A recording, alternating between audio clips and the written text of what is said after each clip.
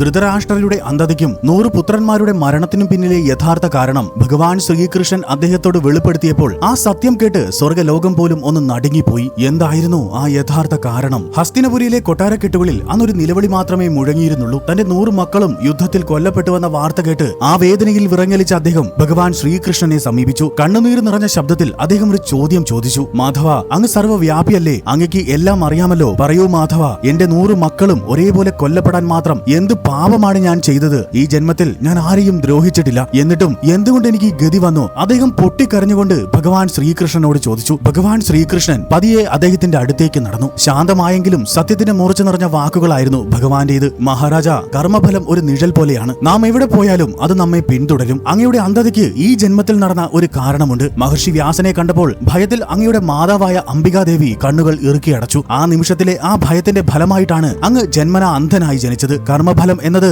ആത്മാവിന്റെ യാത്രയുമായി ബന്ധപ്പെട്ട ഒന്നായതുകൊണ്ട് മുൻ ജന്മപാപം അനുഭവിക്കാൻ അംബികാദേവിയുടെ ആ പ്രവൃത്തി ഒരു നിമിത്തമായി മാറി. എന്നാൽ കർമ്മത്തിന്റെ വഴികൾ വളരെ ആഴമുള്ളതാണ്. അങ്ങയുടെ പഴയ ജന്മത്തിലെ ഒരു പാപവും അതിനോടൊപ്പം ചേരുന്നു. ഈ ദുരന്തത്തിന് കാരണം ഈ ജന്മത്തിലെ പ്രവൃത്തികളല്ല, അങ്ങയുടെ 100 ജന്മങ്ങൾക്ക് മുൻപ് ചെയ്ത ഒരു പാപമാണ് ഇതിന്റെ യഥാർത്ഥ കാരണം. അത് കേട്ടപ്പോൾ അദ്ദേഹം അത്ഭുതപ്പെട്ടു. മഹാരാജ, 100 ജന്മങ്ങൾക്ക് മുൻപ് അങ്ങൊരു വേട്ടക്കാരനായിരുന്നു. ഒരിക്കൽ കാട്ടിലൂടെ നടക്കുമ്പോൾ വലിയൊരു മരത്തിൽ 100ഓളം പക്ഷിക്കുഞ്ഞുങ്ങൾ ശാന്തമായി ഇരിക്കുന്നത് അങ്ങ് കണ്ടു. യാതൊരു കാരണവുമില്ലാതെ വിനോദത്തിനായി അങ്ങ് ആ 100 കുഞ്ഞുങ്ങളെയും ക്രൂരമായി വധിച്ചു. സ്വന്തം കുഞ്ഞുങ്ങൾ മരിക്കുന്നത് കണ്ട തള്ളപ്പക്ഷി കരഞ്ഞുകൊണ്ട് പറന്നു വന്നപ്പോൾ അതിന്റെ കണ്ണുകളിലും അങ്ങ് അമ്പെയ്ത് അതിനെ അന്ധയാക്കി. അന്ന് ആ വനമാകെ അവരുടെ കരച്ചിൽ മുഴങ്ങി കേട്ടിരുന്നു. ഭഗവാന്റെ വാക്കുകൾ കേട്ട് അദ്ദേഹത്തിന്റെ ഹൃദയം വിറച്ചു. മഹാരാജ, ആ പക്ഷിക്കുഞ്ഞുങ്ങളുടെ വേദനയാണ് ഇന്ന് കൗരവരുടെ മരണമായി മാറിയത്. തള്ളപ്പക്ഷിയുടെ അന്ധതയാണ് അങ്ങയുടെ അന്ധതയായി മാറിയത്. ധൃതരാഷ്ട്രർ വിറയ്ക്കുന്ന ശബ്ദത്തിൽ വീണ്ടും ചോദിച്ചു. മാധവ, എങ്കിൽ ആ ജന്മത്തിൽ തന്നെ എനിക്ക് ഈ ശിക്ഷ ലഭിക്കാതിരുന്നത് എന്തുകൊണ്ടാണ്? എന്തിനാണ് 100 ജന്മങ്ങൾ ഇത്രയും കാലം കാത്തിരുന്നത്? ശ്രീകൃഷ്ണൻ ശാന്തമായി മറുപടി നൽകി. രാജാവേ,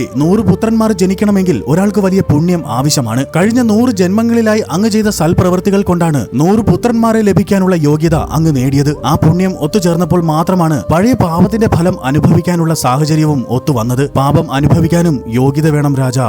ഭഗവാന്റെ വാക്കുകൾ കേട്ട് ധൃതരാഷ്ട്രർ നിശബ്ദനായി. പ്രപഞ്ചത്തിന്റെ നീതിക്ക് മുന്നിൽ അദ്ദേഹം തലകുനിച്ചു. ധൃതരാഷ്ട്രരുടെ ജീവിതം നമ്മെ പഠിപ്പിക്കുന്നത് പ്രധാനമായും 3 കാര്യങ്ങളാണ്. ആദ്യത്തേത് കാലത്തിന്റെ നീതി. നാം ചെയ്ത തെറ്റുകൾക്ക് ഉടൻ ശിക്ഷ ലഭിച്ചില്ല എന്ന് കരുതി അതില്ലാതാകുന്നില്ല. പാപഫലം അനുഭവിക്കാൻ പോലും ഒരു യോഗ്യത അല്ലെങ്കിൽ സമയം ആവശ്യമാണെന്ന് ഭഗവാൻ കൃഷ്ണൻ വ്യക്തമാക്കുന്നു. രണ്ടാമത്തേത് നിമിത്തങ്ങൾ. നമ്മുടെ ജീവിതത്തിൽ സംഭവിക്കുന്ന ദുരിതങ്ങൾക്ക് പുറമേ കാണുന്ന കാരണങ്ങൾ വെറും നിമിത്തങ്ങൾ മാത്രമാണ്. അതിന്റെ യഥാർത്ഥ വേരുകൾ നമ്മുടെ തന്നെ പഴയ പ്രവൃത്തികളിലായിരിക്കും. മൂന്നാമത്തേത് പ്രവൃത്തിയിലെ ജാഗ്രത. ഒരു പക്ഷിക്കുഞ്ഞിനെ പോലും ദ്രോഹിക്കുന്നത് നിസാരമല്ല. നമ്മുടെ ഓരോ ചെറിയ പ്രവൃത്തിക്കും പ്രപഞ്ചം കൃത്യമായി കണക്ക് സൂക്ഷിക്കുന്നുണ്ട്. ചുരുക്കത്തിൽ നാം എന്ത് വിതയ്ക്കുന്നുവോ അത് തന്നെ കൊയ്യും എന്ന വലിയ പാഠമാണ് ഈ കഥ നൽകുന്നത്. രാധേ രാധേ.